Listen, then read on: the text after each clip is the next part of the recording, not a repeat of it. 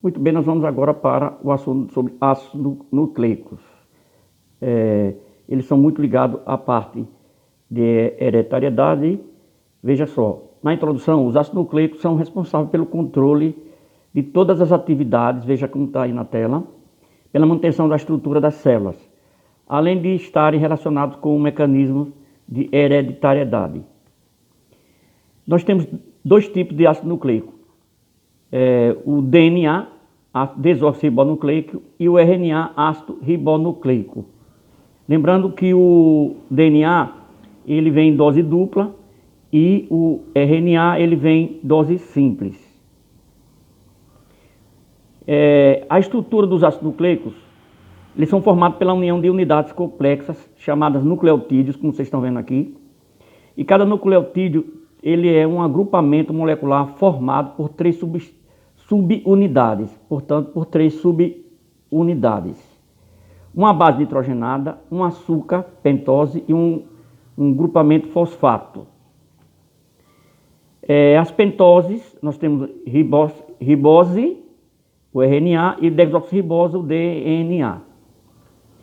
Como vocês estão vendo aqui, nas bases nitrogenadas nós temos adenina, guanina, que elas são consideradas purinas, citosina, timina, uracila ou uracilo, pirimidinas. Essas pirimidinas, elas são em três, vocês já estão percebendo, né? Quando é DNA, ele tem adenina combinando com timina e citosina combinando com guanina. Quando é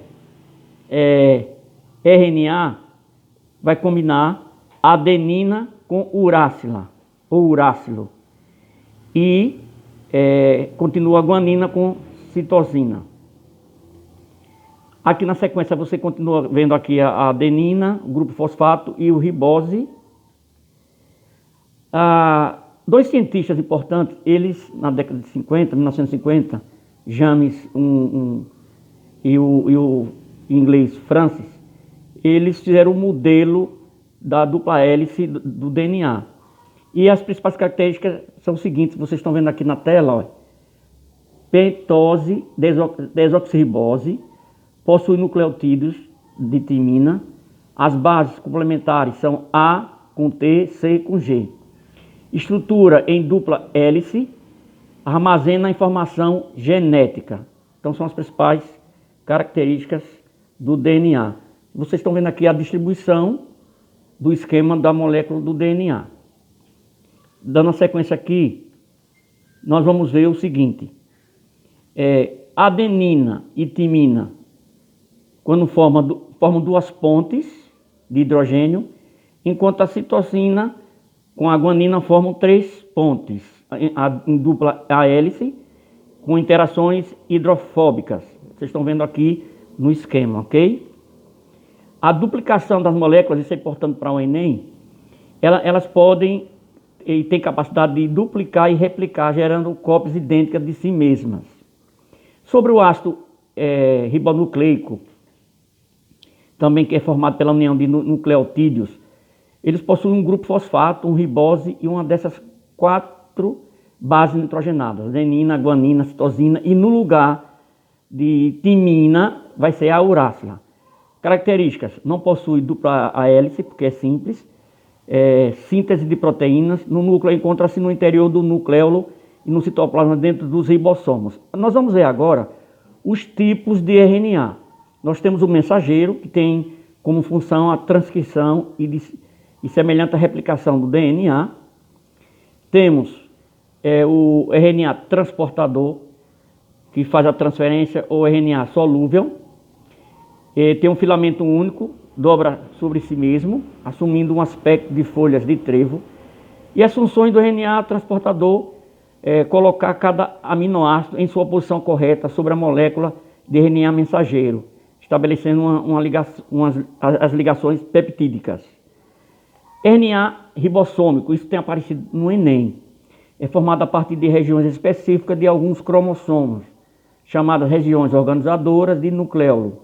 Trata-se do tipo de RNA encontrado em maior quantidade nas células e dos componentes estruturais dos ribossomos. Por isso que isso tem aparecido no Enem. E agora vamos para duas questões.